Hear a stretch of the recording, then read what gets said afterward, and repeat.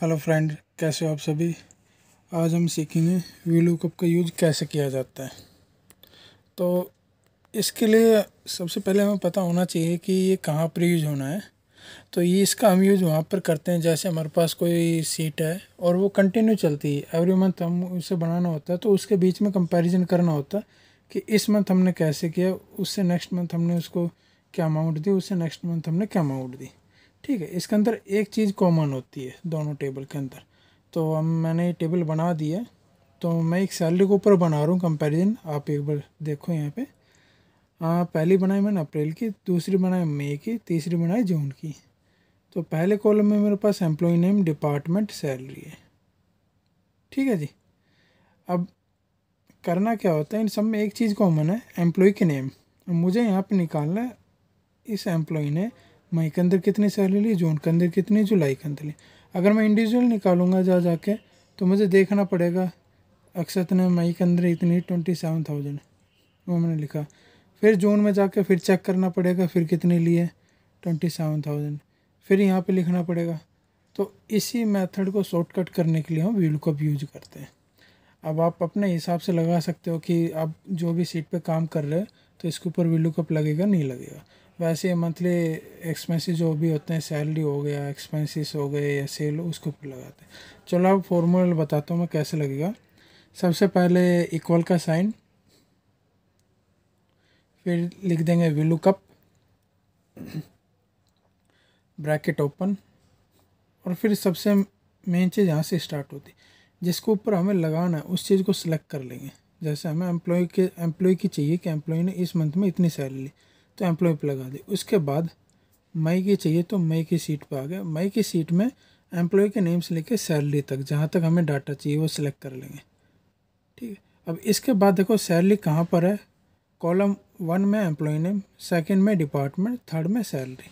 तो सैलरी की amount third में है तो इसलिए हम 3 लिख देंगे और फिर 0 करके ब्रैकेट क्लोज। अब एंटर मारते ही फिगर अपना आप आ जाएगी। देखो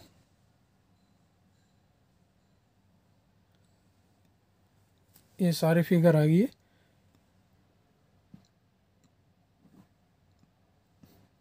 ठीक है, ये फॉर्मूला मैंने बताया जैसे अभी। इसके बाद हम सेम एज इट इज़ जून के लिए करेंगे।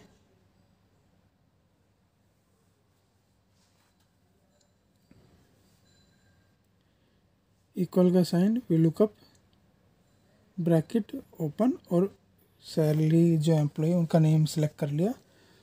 उसके बाद जून पे हमें चाहिए तो जून के ऊपर हमने पूरा जो सेल है वो सिलेक्ट कर लिया। ओटी टाइम तक कर लिया, ओ टाइम तक, वो मैं बता दूँ कैसे आएगा।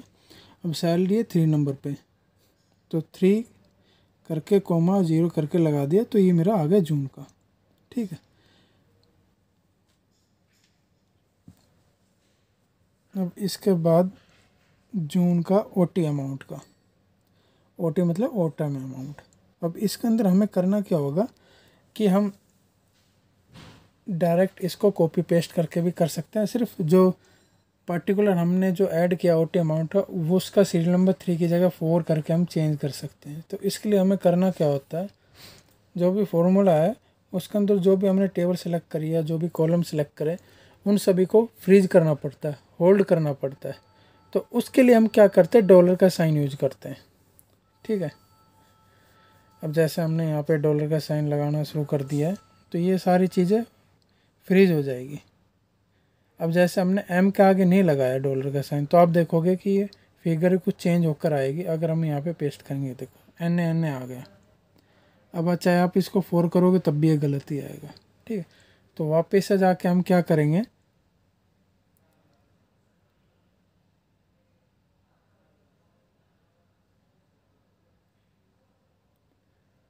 जहाँ पे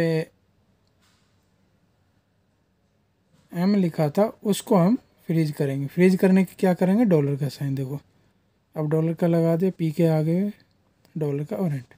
अब इसको पेस्ट करते हुए देखो चेंज हो गया ना सारे में। तो अगर आपने एक भी चीज़ मिस कर दी तो सारी चेंज नहीं हो पाएगी, ऑटोमेटिक आप पास गलत डाटा आ जाएगा। अब हमें चाहिए ओटी अमाउंट। ओटी अमाउंट देखो कौन से नंबर पर, 1 2 3 और 4 नंबर पे, तो वहाँ पे हम डाल देंगे 4 नंबर। ठीक है, ये सारी अमाउंट चेंज होके आ गई। अभी इसके अंदर आपको देखना है कि जैसे संदीप की कितनी सैलरी जून में 35,000, ये सिर्फ क्रॉस चेक करने के लिए कि हम जो फॉर्मूला लगा रहे हो सही है गलत। तब यहाँ पे हम संदीप की सैलरी देखेंगे जून में, ये आ गई नीचे 35,000। ठीक है जी। उसके बाद हम दूसरा देखेंगे रणदीप का ओवर टाइम, इसमें है 3,000 आया हमने जो फॉर्मूला लगाया। तो अब सीट में जाके देखेंगे 3,000, तो ये आपके सामने कंफर्म कर। अभी ये तो था हमने एक ही सीट के अंदर फॉर्मूला लगाया, ठीक। अब मैं दूसरी सीट के अंदर यही सीट कॉपी कर देता हूँ, कॉपी करके वहाँ पेस्ट कर देता हूँ। तो आप देखोगे कि उसके अंदर से हम फॉर्मूला कैसे लेंगे। हालांकि दोनों के अंदर कोई फ़र्क नहीं है, कोई डिफरेंस नहीं है, सिर्फ सीट चेंज हो गई है, ठीक है। तो उसी के लिए अब यहाँ पे जैसे मैं जुलाई लिख देता हूँ, ठीक। वही फॉर्मूला इक्वल का साइन, VLOOKUP, ब्रैकेट ओपन, और किस पे लगाना है, एम्प्लॉय नेम के ऊपर। एम्प्लॉय नेम सेलेक्ट कर लेंगे सारा। अब ये देखो, अब मैंने गलती से ये पूरा सेलेक्ट किया ना, अब मैं फॉर्मूला लगा दूंगा। मुझे करना क्या चाहिए था, सिर्फ एक जिसको ऊपर लगाना वही सेलेक्ट करना चाहिए था, ठीक है। तो ये गलती आप प्रैक्टिस करोगे उतनी बार में ही ठीक होगी। ये सिर्फ मैं आपको बताने के लिए दिखा रहा हूँ, ठीक है। अब VLOOKUP मैं वापस लगा रहा हूँ, ब्रैकेट ओपन, और अब मैं इंडिविजुअली एम्प्लॉय का नेम सेलेक्ट करूँगा। ये सिर्फ दिखा रहा हूँ गलतियाँ कहाँ कहाँ हो सकती है। अब ऐसे ये सिलेक्ट कर लिया पूरी टेबल, फिर 3 और फिर 0 लगा के मैं एंटर मारा तो वही फिगर आ गई। तो आपने देखा कि किस तरीके से हमने ये सारा, बहुत ही आसान तो नहीं कह सकते, प्रैक्टिस के साथ इसको आप कर सकते हो। आशा करता हूँ आपको ये वीडियो अच्छी लगी होगी।